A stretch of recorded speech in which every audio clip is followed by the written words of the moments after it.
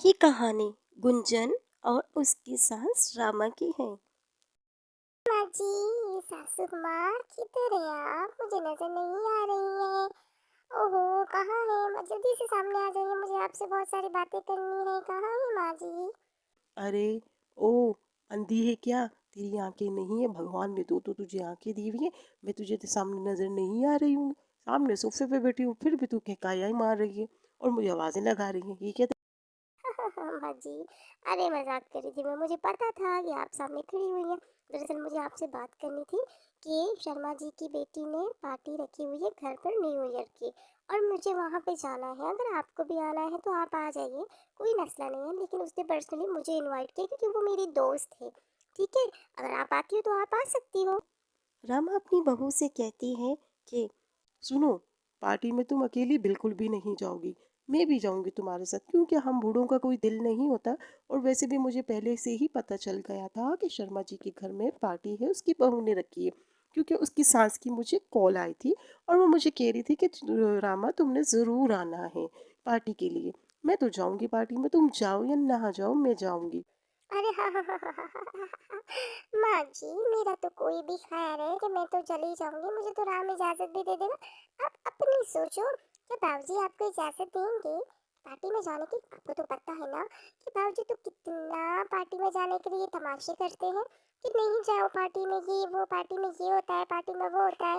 लेकिन मैं फिर भी जाने के लिए तैयार हूँ।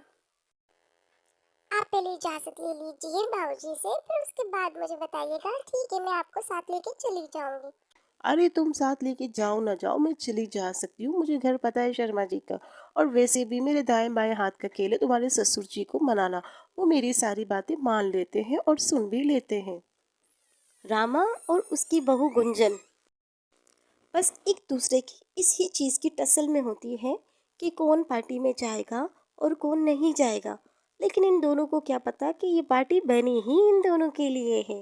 रामा जाती है अपने पति के पास और उससे कहती है, अरे सुनते हो? अजी सुनते हो? शर्मा जी के घर में पार्टी है, और वो भी न्यू ईयर की। मैं तो सिर्फ आपसे पूछ रही हूँ, मुझे परमिशन दीजिए। मैं जा रही हूँ पार्टी करने के लिए। कभी कभी पार्टी होती है, मैं जा रही हूँ, ठीक है?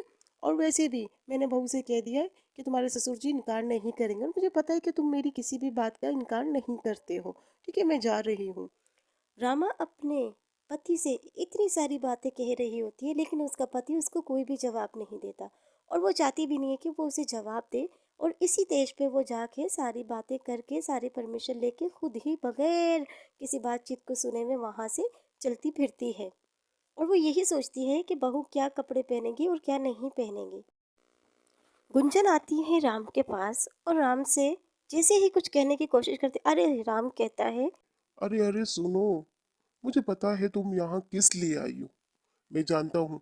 मैंने तुम्हारी और माँ की सारी बातें सुन ली थी। तुमने पार्टी में जाना है ना न्यू ईयर की? ठीक है, तुम जाओ। माँ से कह देना कि राम ने इजाजत दे दी है, वो तुम्हें कुछ भी नहीं कहेगी, ठीक है? यहाँ पे जो गुंजन है वो पार्टी के कपड़े पहन के अपनी सास के सामने जैसे ही आती है और उसकी सास उसे देख के कहती है, हाय राम, ये क्या पहन के आई हो? कितने गंदे कपड़े तुम पहन के आई हो, और ये पहन के तुम पार्टी में जाओगी? अरे माँ जी, क्या हुआ? इन कपड़ों में ऐसा क्या बात है?